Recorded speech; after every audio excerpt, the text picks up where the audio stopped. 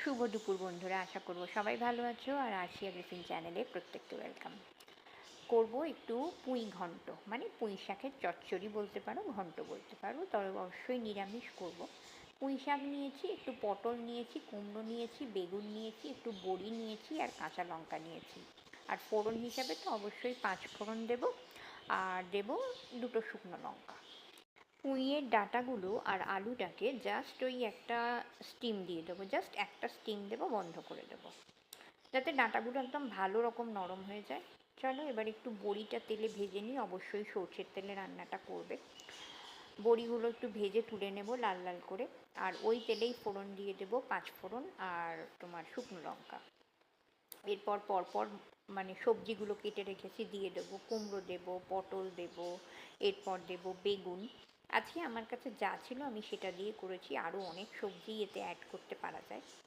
চলো, তো এর মধ্যে এবার একটু দিয়ে দেবো নুনটা, যাতে সবজিগুলো চটপট নরম হয়ে যায়। এবার একটু ঢাকা দিয়ে রাখবো। আর তারপরে যেটা দেব সেটা হচ্ছে ওই যে যেটা ডাঁটাটা আর আলুটা জাস্ট একটা স্টিম দিয়ে ভাপিয়ে নিয়েছিলাম সেইটাকে, এটাকেও ভালো করে মিশিয়ে নেব। এরপর আমি একটা মশলা তৈরি করে রেখেছি, তার মধ্যে ওই লঙ্কা গুঁড়ো, হলুদ গুঁড়ো আর জিরে গুঁড়ো একটু গরম জলে জাস্ট ভিজিয়ে রেখেছিলাম, ওই মশলাটাকে এবার একটু মিশিয়ে দেব। একটু কাশ্মীরি রেড চিলি পাউডারও কিন্তু অ্যাড করেছি এই মশলার মধ্যে। এবার এইটাকে ভালো করে এই সমস্ত সবজির সঙ্গে মেশাতে থাকবো।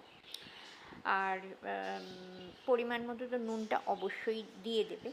তবে ডাঁটা যখন আমি ভাপিয়েছিলাম তখনও কিন্তু একটু নুন দিয়েছিলাম, আর শুরুতেও একটু নুন দিয়েছিলাম, অতএব নুনটা নিজের আন্দাজ মতো দিতে হবে। আর তারপরে এবার ওপর থেকে পুঁইয়ের শাক, যেটা মানে পাতাগুলোকে এবার দিয়ে দেবো।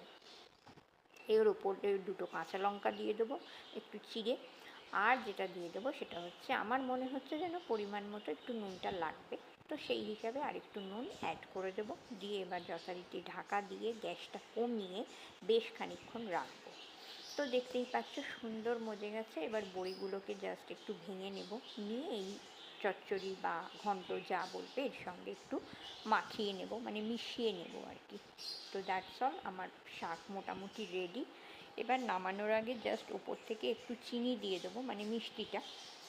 আর যেটা দিই সেটা হচ্ছে একটু বাড়ির তৈরি ভাজা মশলা, এতে ধনে, জিরে, শুকনো লঙ্কা, তেজপাতা, গোটা গরম মশলা সমস্ত কিছু গ্রাইন্ড করা আছে।